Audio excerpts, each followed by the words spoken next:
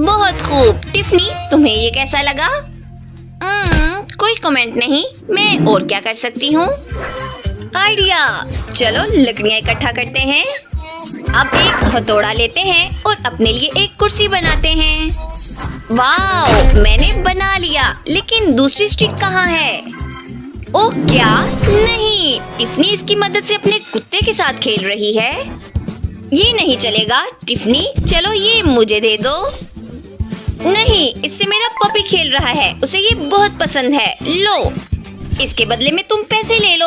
Oh wow, बिल्ली ने मुझे बहुत अच्छा आइडिया दिया है। मैंने उसे ये कुर्सी ले ली है और उसे अपनी दे दी। वो इस पर बैठ नहीं सकती।